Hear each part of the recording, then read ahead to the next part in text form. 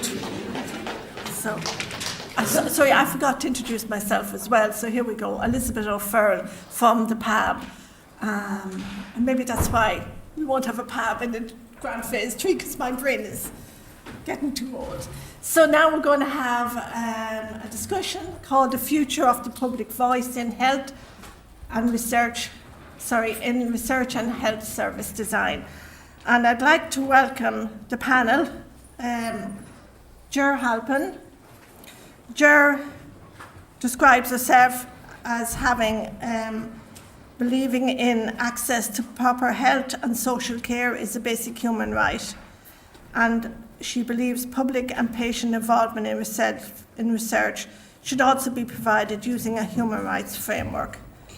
I'd like to welcome Dr. Anne Cody, who's head of unit for the HRB and a PPI system supporter. Very welcome, Anne. I'd like to welcome Iolo Eilian. I'll never pronounce your name properly, apologies, but Iolo is Assistant National Director, Patient and Service User Experience Lead at the HSC.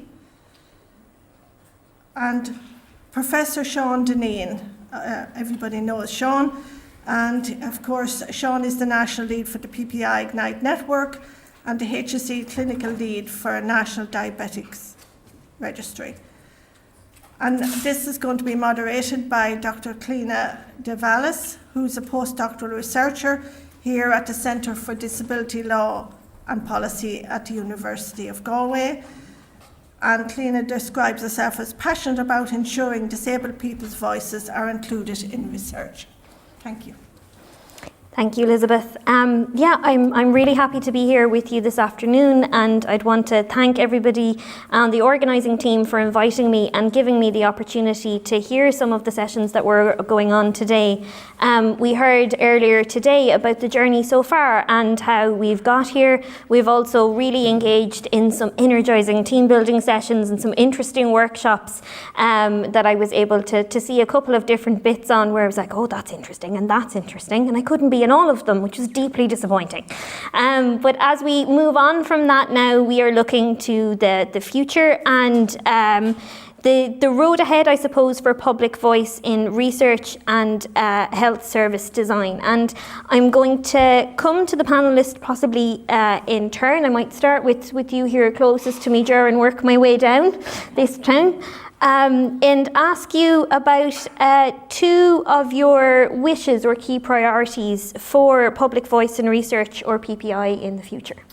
Well, I want to acknowledge first the work PPI Ignite and the HRB have done to embed PPI contributions and PPI as a concept and as a practice into the universities.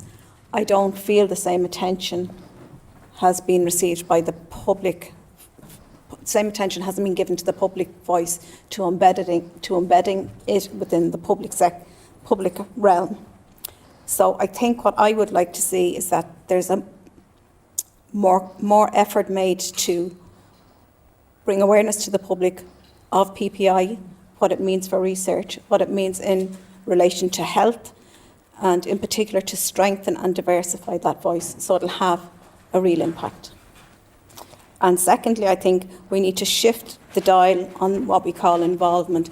And I think we need to go to a place where we recognise involvement as a human right and we make it mandatory at funding level and we make it mandatory within the universities. That PPI is not an optional extra. Those are really important. And you might even have skipped on to one of my other questions, but we'll leave that one for a second. I might come to you next, Anne. Okay, thank you. That looks green, but it doesn't sound like it's on. Can I help? Let's see. Oh yeah, there's a second button there. There you go. Second button, okay. Thanks a million. And thank you very much for inviting me. I really loved the morning session. There's so much that rang true for me and reminded me of so many things along my own path as well. In terms of two wishes, we started out when I wrote the call document for asking for the first applications for PPI Ignite Phase 1. I talked about culture change and I said, okay, that's, you're part of that job. It's not only PPI Ignite, but PPI Ignite has a central role in this. We are much further down that road, but it's most certainly not done.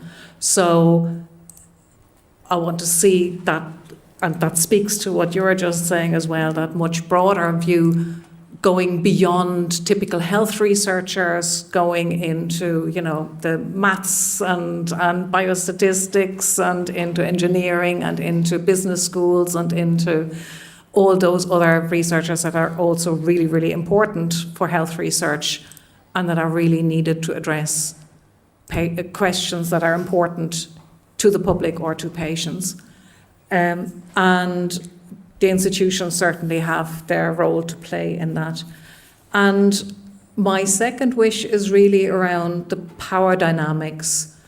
And we've heard in the morning that the PAB will disband now at the end of this grant. But that does not mean that that's an end to the PPI involvement, actually. It's just a very different phase to it.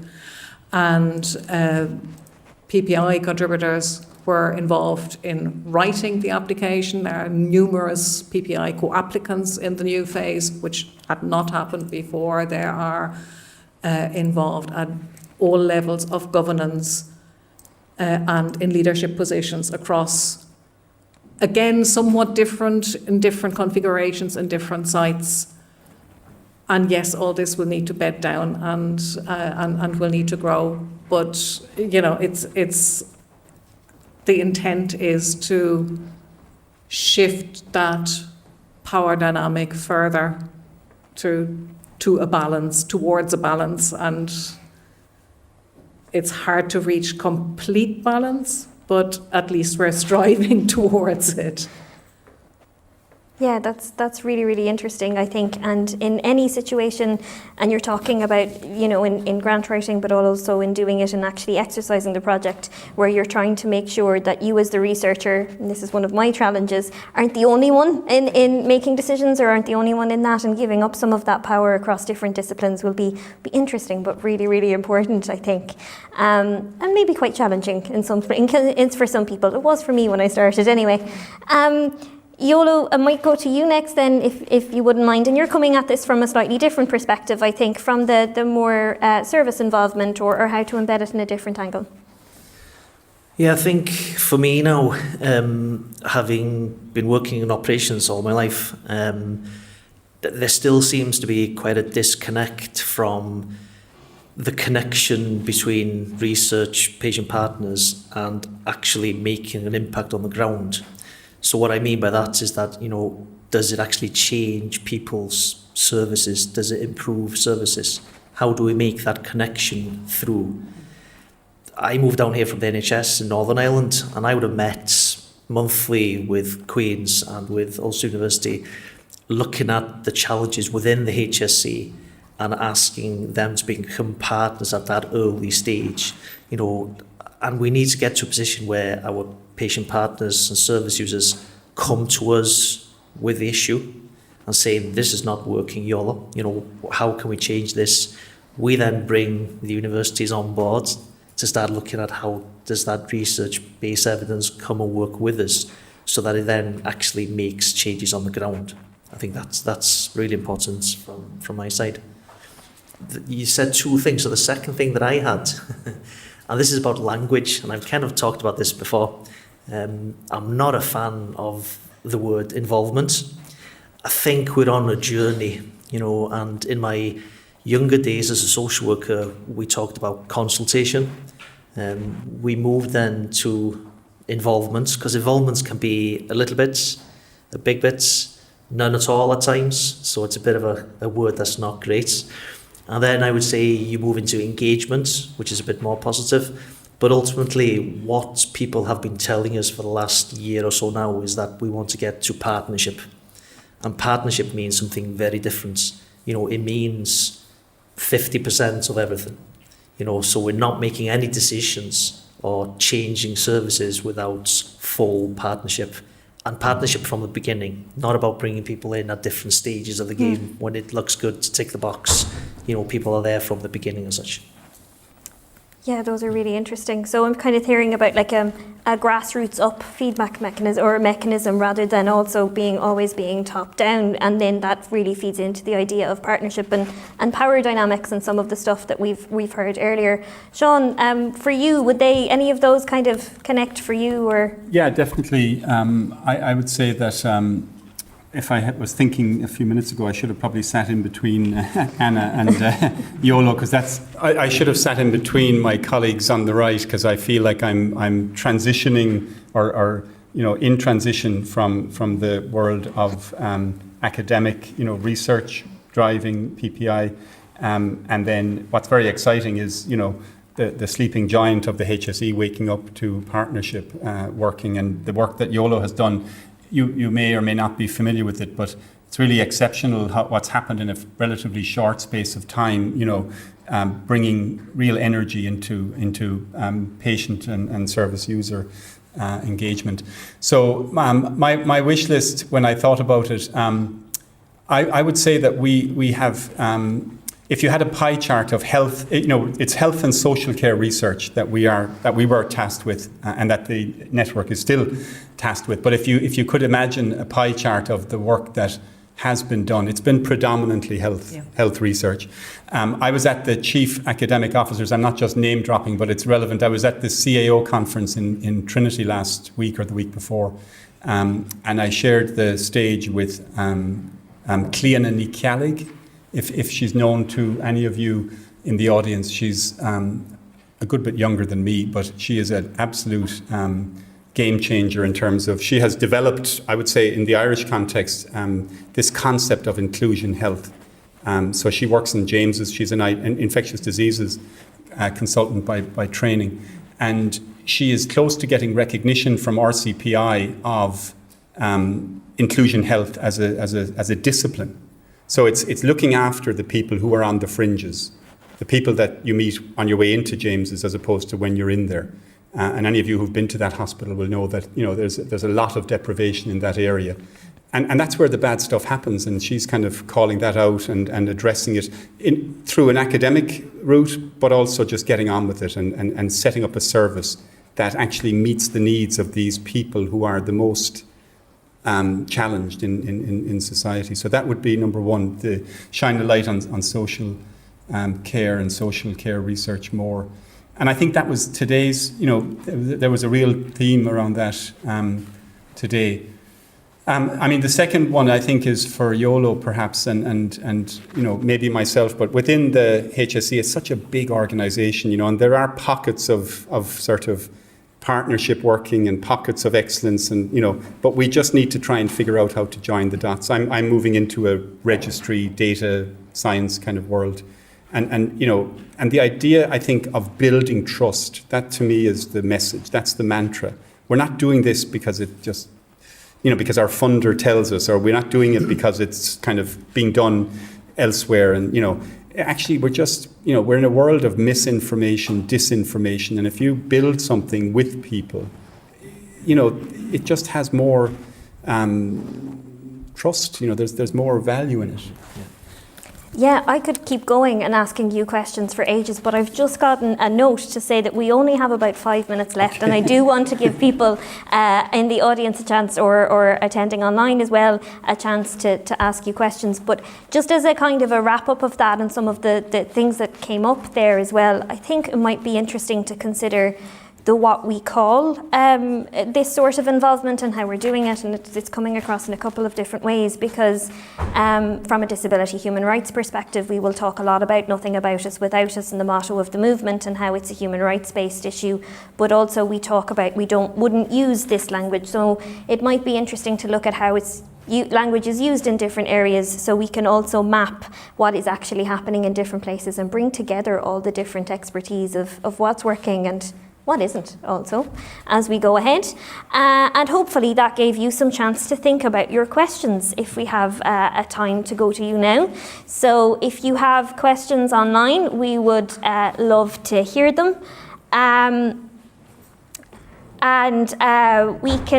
We can go to you if you have more questions and if you have a chance to do it. I think I actually have a tiny bit more time to discussion with the panel as well. I have never not been a stickler for timekeeping. This is the first time that I've actually been early when I was doing something like this, though. So this is even going above and beyond for me. And then in that case, what I'd like to use this time for is if I could ask you all to give me one thing you would tell people who are thinking of getting involved in this space in the future from your various perspectives. Because, like we said, there's still a good chunk of people out there who aren't doing this, and I think it's a really important part of it. So I might actually get you to hand me up one of the mics when I start with Ger up here again, and then we can share them down. I would say to people, be educated. Educate yourself about what you're getting involved in. Ask for capacity building if you need it. Reach an agreement that you are recognised and included as an integral part of the research team. Don't accept anything less. And know what your priorities are, and make sure that the researchers know what your priorities are. Make sure you know what their priorities are, and work together to come to an agreement that will meet everybody's needs. Those are great, thanks, Ger. We might pass the microphone down, we'll share it for a minute. Thank you. Yeah, I agree with all of those points. Maybe from the perspective of a researcher who hasn't been involved in PPI before, it's scary. It's really scary. And certainly speaking from my experience of setting up a public review process in the HRB, we were very nervous. And I think you can prepare, and then take a deep breath and go and accept that it's not going to be perfect, and that you just need to ask people what's wrong and help us getting this right. And, you know, it's having that humility of saying, I don't know, and I mean, this is what came out during Cameron's talk this morning, and at various places throughout, that, you know, none of us go into this knowing all the answers and having everything right, and you need to get over this and just cede that little bit of control. I love that, but also I think that's what makes it worthwhile, the not knowing everything going in. You get challenged and hear stuff you never thought about. I just to butt in, I thought the presentation from colleagues in the UNESCO Child and Family was remarkable. Not only did they admit that they didn't know the answer, they actually didn't know the question, you know, to Derek's talk. That was very powerful. Yeah.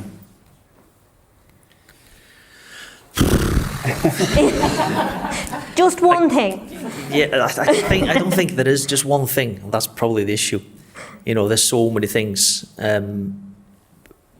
We've listened over the last 2 years to what patients and services partners are telling us, and they've said training is really important. So we've been working for 2 years now developing a portal, and the portal will go live hopefully now before Christmas, the first element of it. It's co-designed, taking 2 years of hard work, and it'll be a space where people can go into. So anybody who might have a conversation with their GP, and the GP might say to them, have you heard of working with the HSE, or do you want to be involved in your future care? And they can go onto the portal and they can start exploring what's happening. So that's going to be a game changer to hopefully attract people into the system. Historically, people working with the HSE have been people who have complaints. So they've come to the HSE because they're not happy with something. And you have to work through all that baggage, first of all, before you're getting the good, juicy bits and people get engaged with us. So that's challenging. People who are working in PPI here today are here for different reasons. They're here because they want to be here. They want to be part of their own health and future, and they want to make changes. We need to attract more people from the population to be part of that on a bigger scale. We've just recruited 6 regional leads. There's one in this location who's here today, Jacobo. And these are really important appointments because we will shape a governance structure in each of the regions. And what that actually means is that when people come to the portal and come to be part of the work moving forward, there's somewhere they can go, there's a connection, there's a person, someone they can talk to, there's training, there's learning. So, for people who are coming here and want to be part of this, keep the faith. Keep the faith. We're nearly there and the future is really bright. Oh, I like that. I almost feel like telling Sean he can't say anything now, because that's a lovely note to finish up on, because you stole the mic. I have one thing to mention, and it's not to underestimate the work behind the scenes. So I think, I was honoured to be at, or privileged to be at a grant holders conference in Athlone. Some people in the room were at it as well from the HRB, and I thought it was really nice, Anna, that one of the people that was showcased was a programme manager. It tends to be the PI, the academic, the kind of professor or whatever that's up there. But actually, the people who make it happen are the program managers. And it takes a village or whatever. It takes as long to prepare for a PAB meeting. I don't know if the PAB members in the audience recognise this, sometimes longer than it does to deliver it. And I think just hats off to the two Adels, as I call them, and I think that is something, to do this well, you can't just rock up and say, we're going to do partnership. 2 years to build a portal, it just, to do it properly takes time. Yeah, totally. I'd echo that, and they definitely do deserve a good amount of recognition for the work that goes into the background of it all, to make it accessible and to make it actually workable. Okay, so now we have time for questions, and I'm not getting ahead of myself this time. Yes? It's mainly for Anne, Iolo and Sean. What advice would you give to patients and the public getting involved in Ireland? Do you want us to be more demonstrative, more challenging? What's your advice to us?